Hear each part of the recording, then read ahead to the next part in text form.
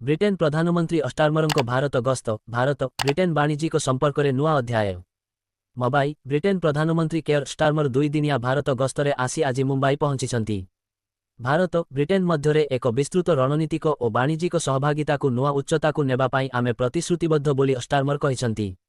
एही गस्त vision 2035 roadmap अधीन वाणिज्य विनियोग टेक्नोलोजी प्रतिरक्षा जलवायु स्वास्थ्य और सांस्कृतिक संपर्क को मजबूत करने को लक्ष्य रखिछि। सूचनायोग्य जुलाई रे प्रधानमंत्री नरेंद्र मोदी को ब्रिटेन गस्त समय मुक्त वाणिज्य चुक्ति एफटीए चूड़ांत होइथिला, जहाँ टेक्सटाइल व्हिस्की और कार भली सामग्री रे शुल्क ह्रास करिछि। यह 2040 सुधा द्विपाक्षिक वाणिज्य को 25.5 बिलियन पाउंड प्राय 34 बिलियन डॉलर वृद्धि करिबो बोली आकलन करा जाइछि। भारत ब्रिटेन वाणिज्यिक संपर्क रे नुआ अध्याय मोदी सह द्विपाक्षिक बैठक आज मुंबई रे आज पहुंचिबा परे अस्टारमर को भव्य स्वागत करा जाइछि।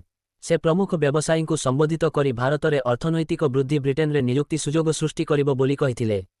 मुंबई फिल्म सिटी रे जसराज फिल्म्स वाईआरएफ स्टूडियो परिदर्शन करी से अभिनेत्री रानी मुखर्जी और वाईआरएफ सीईओ अक्षय विधानी सह एक चलचित्र प्रदर्शनी देखिथिले। वाईआरएफ घोषणा करिछि जे ब्रिटेन रे 3टी चलचित्र शूटिंग हेबो, जहाँ 3000 रु अधिक नियुक्ति सृष्टि करिबो। अस्टारमर एक युव फुटबॉल प्रशिक्षण केन्द्र और इंग्लिश प्रीमियर लीग ट्रॉफी मध्य परिदर्शन करिथिले। दीपावली पूर्व अस्टारमर आज मुंबई रे प्रदीप प्रज्वलन करी सांस्कृतिक संपर्क को सुदृढ़ करिसंती। आसंताकाली मुंबई राजभवन रे मोदी और अस्टारमरଙ୍କ मध्यरे द्विपाक्षिक बैठक हेबो। उभय नेता विजन 2035 रो अग्रगति समीक्षा करिवे एवं मध्याह्न गणमाध्यम को संबोधित करिवे। अपराह्न भारत ब्रिटेन फिनटेक सम्मेलन रे अंशग्रहण करिवे।